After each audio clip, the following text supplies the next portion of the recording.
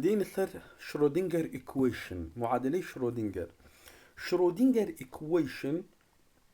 which is the fundamental equation of quantum mechanics in the same sense that the second law of motion is the fundamental equation of Newtonian mechanics. معادلة شرودنجر معادلة أساسية لكوانتم ميكانيكا، هر وكو چون ياساي دوامي نيوتن معادلة أساسية لكلاسيكال ميكانيكا. بواتايكي تر أمانة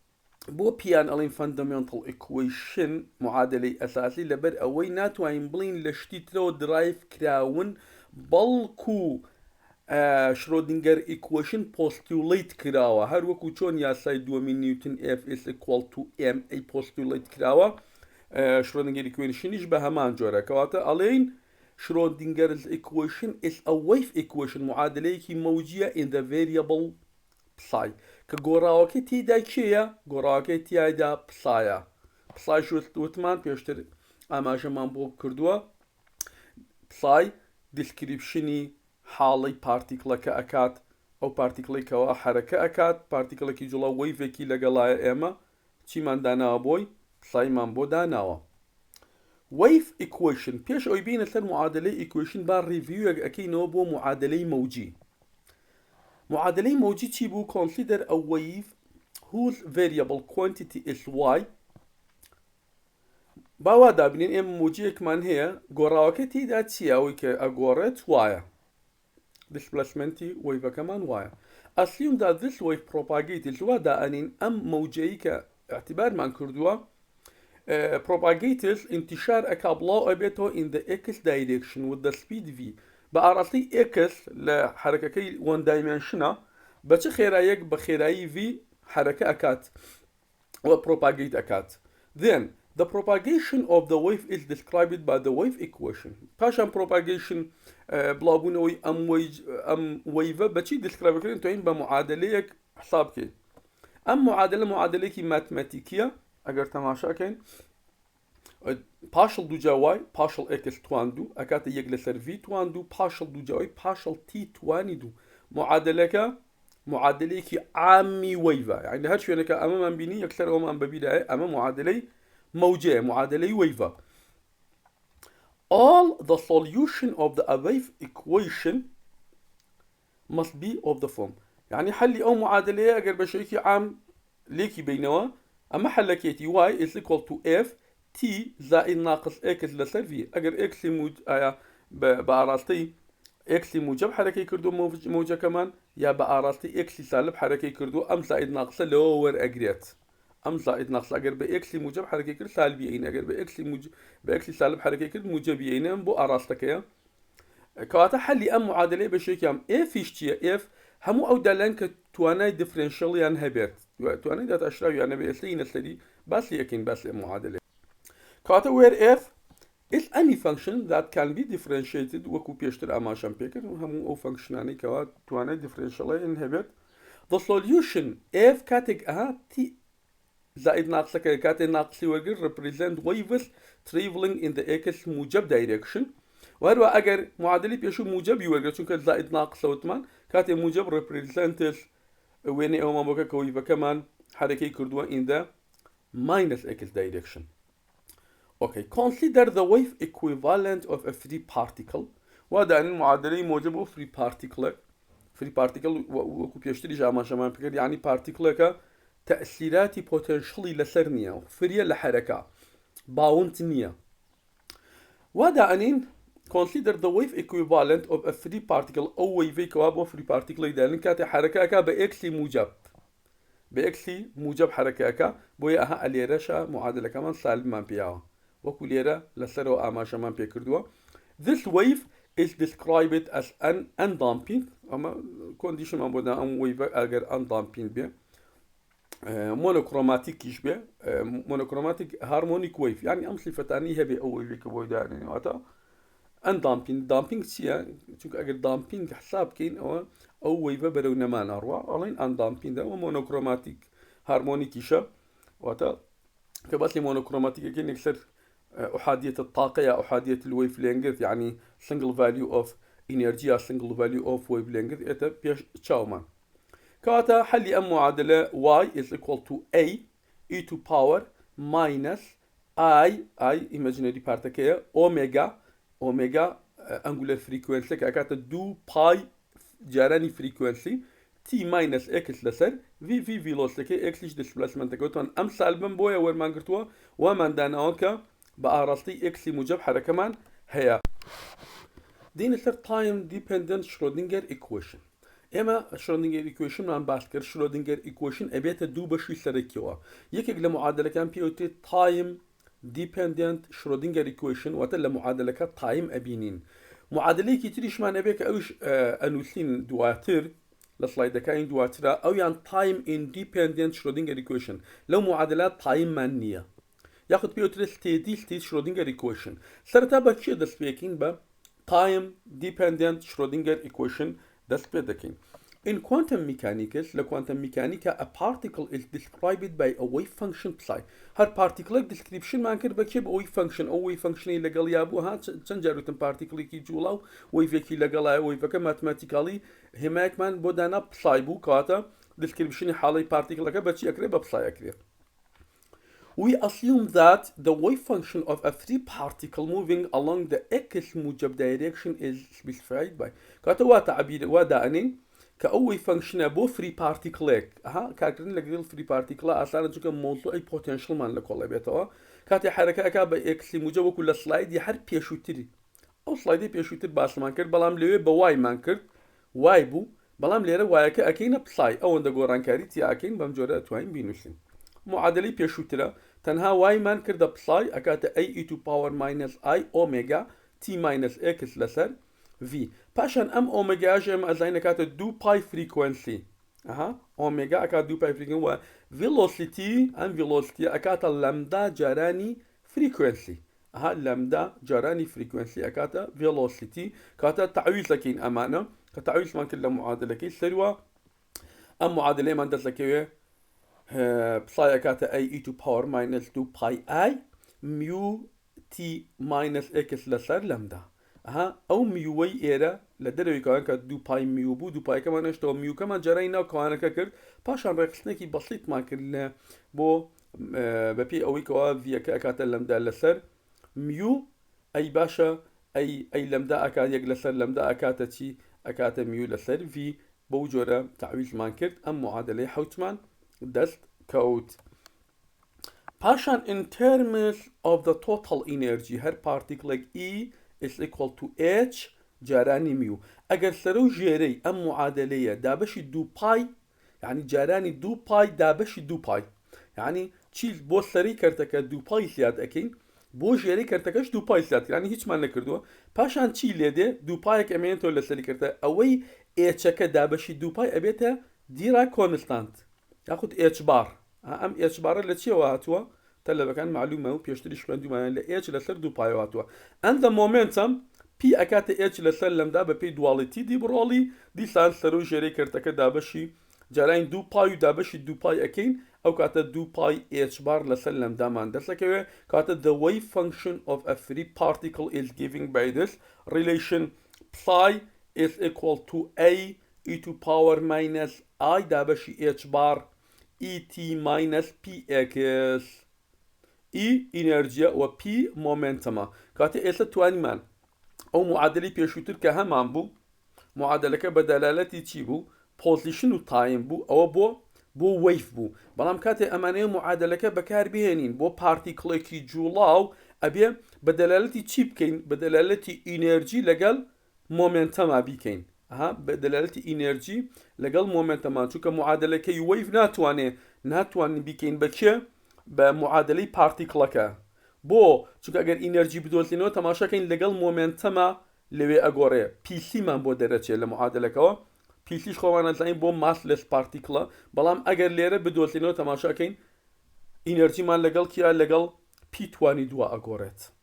كاما بيشتل ريلاتيفيتي افرندو من انرجي اكاتا رجي تي بي 22 سي 22 زائدا ام نوت 22 سي 24 P 22 كات إنرجي لقل P 22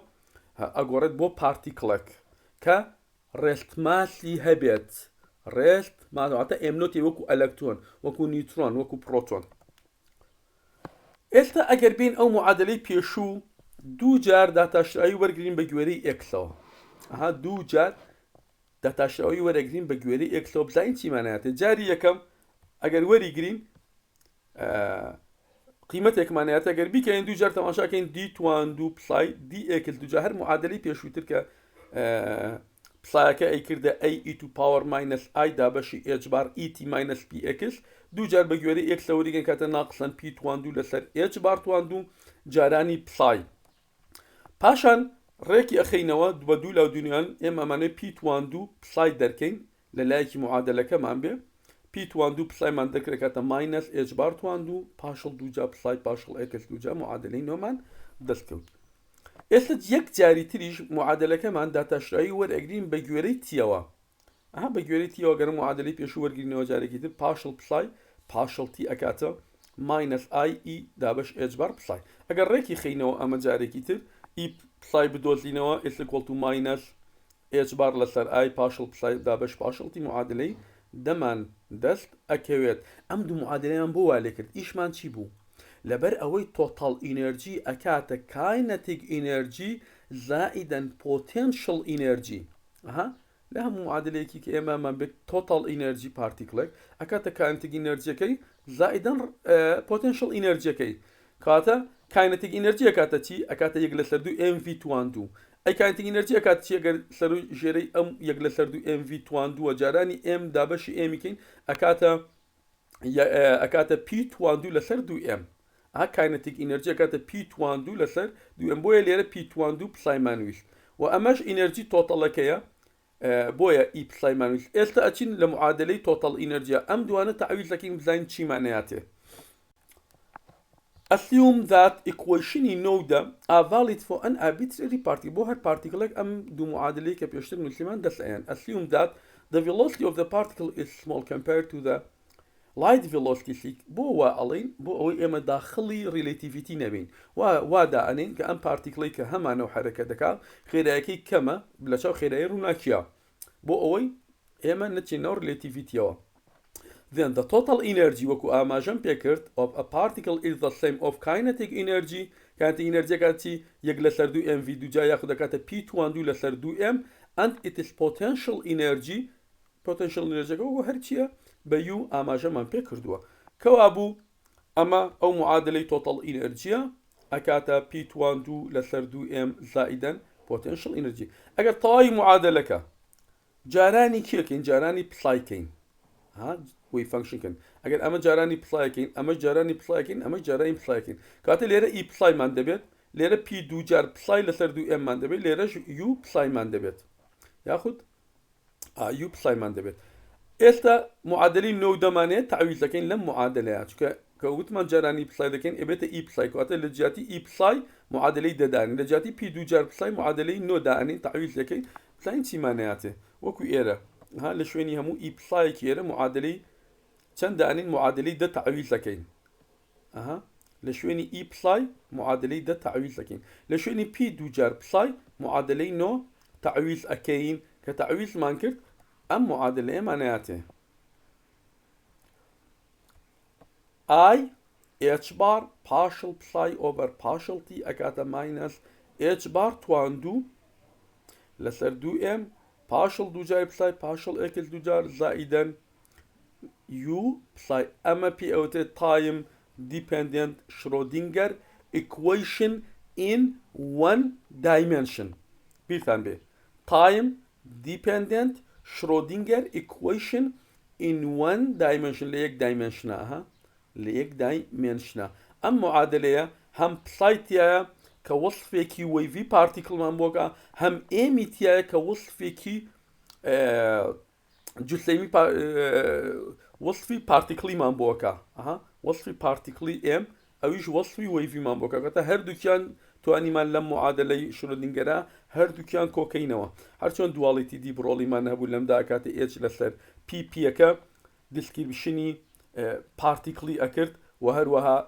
لەمداکەش دیسکریپشنی حاڵەتی وەیڤی ئەکرد هەردووکیان کۆبوون لێرەشم بە هەمان جۆر ئێمەکەمان ماسەکە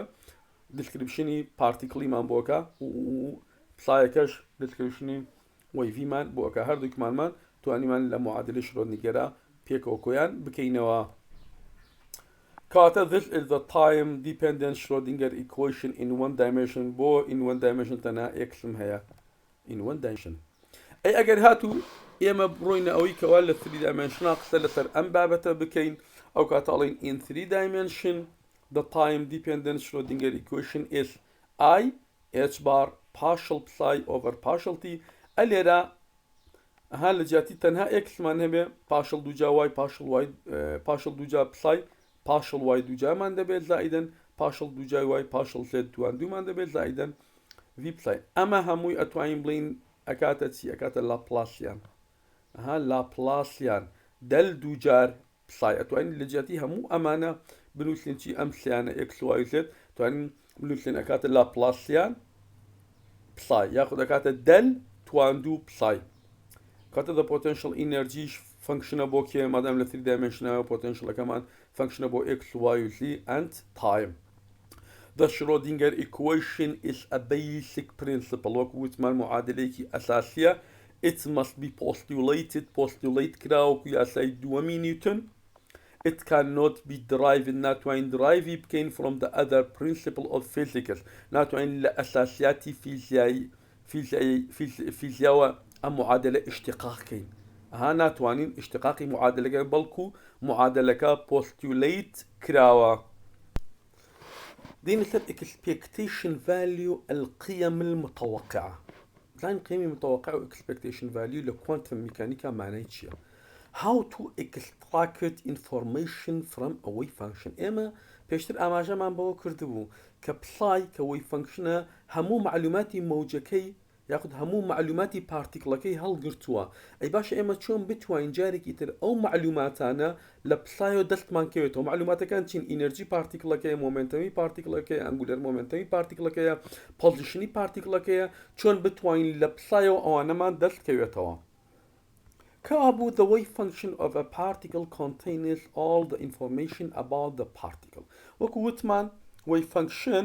همو معلوماتی پارتیکلەکەی هەڵگرتووە. How to extract information from the wave function چۆن بتوانین ئەم معلوماتە کە wave functionەکە هەڵی گرتووە جارێکی تر لە wave functionەکەەوە دەستمان کەوێتەوە وەکو ئاماژەم پێکرد لە ئینەرژی لە مۆمنتەم لە هەموو ئەوانە. As an example وەکو نمونەیەک let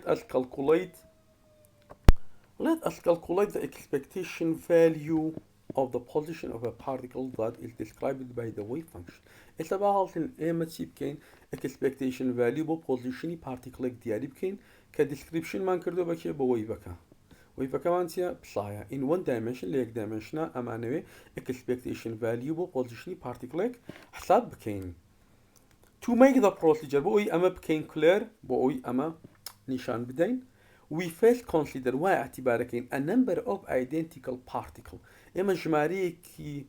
زود لأيدنتيكال بارتيكل مان هي يعني شي جماريك لأيدنتيكال بارتيكل يعني همو بارتيكلاني لها طواوي صفتا في زي كان يعني وكويكا يعني ماس يعني وكويك بيت شارج يعني وكويك بيت شولسان همو أو صفتاني كهي أنا بارتيكل كان أو كاتا ايدنتيكال يكتر أبن. Assume that there are n1 particle at x1 ودا أن أو particle كالين identical أن جماريكي زود لبارتيكل identical مان هي ألين particle يكم لposition x1 أي particle دوم لposition x2 أبي particle سام لposition x7 تا أخير. كات the average position is then given by كات average position كبا expectation value أما جي بي أكين ياخد من value أتواني بمجرد دسمان كوي. ألين x داش كaverage position كي أكاتا particle يكم لموقعي يكما particle دوم لموقعي دوما particle سام لx ساما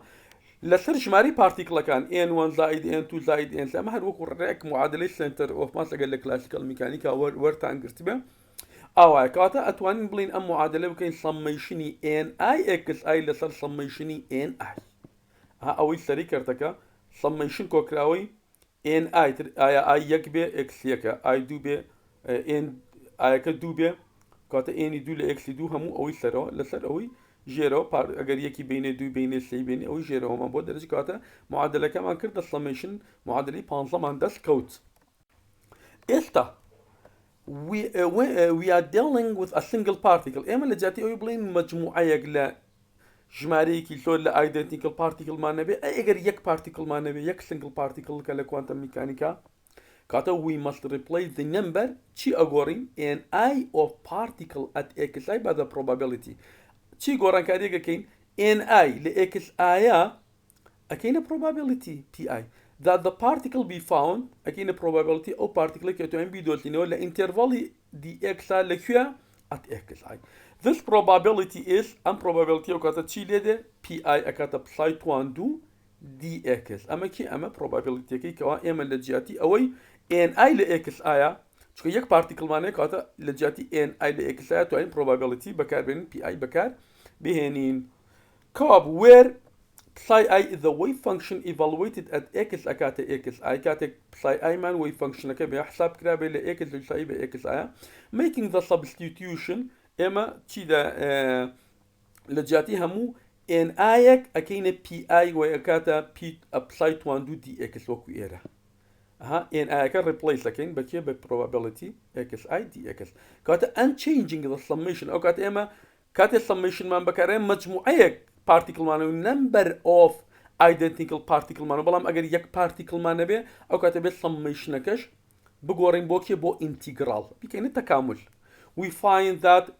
the expectation value of the position of the single particle is given by this relation او كاتا expectation value بو position یک particle یک single particle اتوين بمجوره بنوسين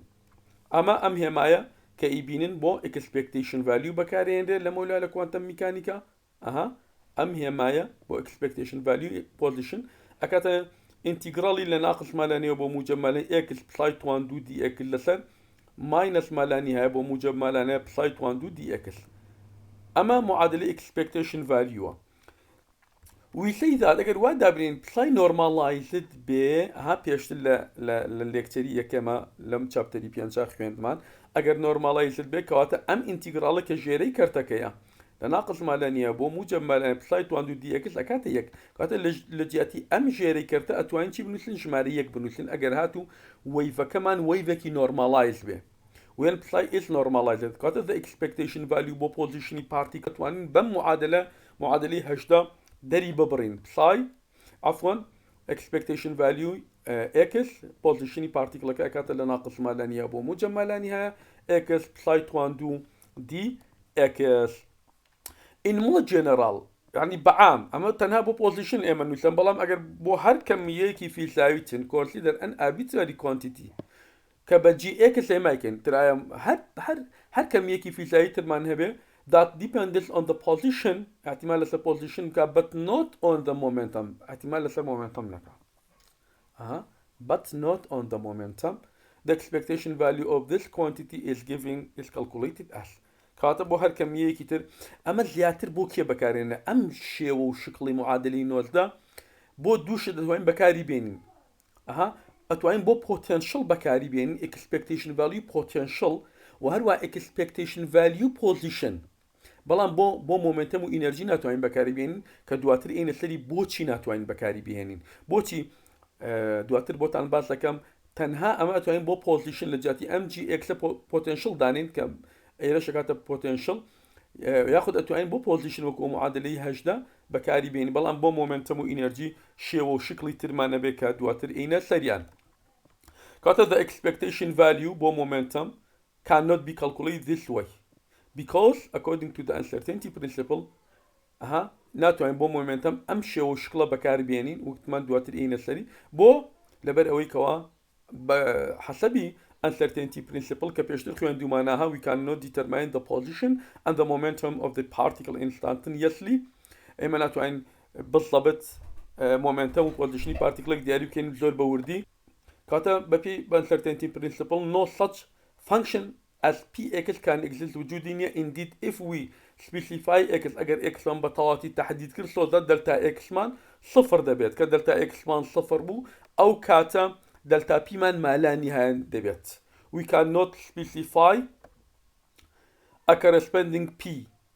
since delta x delta p قلت لسان لإجبار لسردو the same problem occurs for the expectation value of energy كاتا اوي كوا بو momentum نبو بو energy جنابه كاتا بو moment expectation value بو momentum بو energy بمعادلة تايبت دربرين كأو معادلة دوائي شائعة كين ياخد قشتانديني بو كين كبو بوزيشن بو مومنتم بو بوتنشل بو انرجي شوي كتر چونکە ئەم شێوەیە معادلەی نوێتە تەنها بۆ دووشت بەکارهات بۆ پۆتێنشڵ و بۆ پۆزیشن بەکارهات. هنا سر exampleێکی زۆر بەسیط تطبیقی a particle limited to the x particle هەیە حصر کراوە لە x و لە 1 dimension هات the wave function wave functionەکەی پسای ئەکاتە ئەی x between x ئەکاتە 0 و x ئەکات کەواتە ئەو لیمیتەی کەوا پارتیکلەکە لە xایە لە نێوان 0 و 1ایە ئەی لە شوێنەکانی ترا پسای 0واتە لە شوێنەکانی ترا پارتیکڵمان نییە. ئۆکەی داوای چیمان لێکە find ئەی ئەم ئەیکەوە لەگەڵ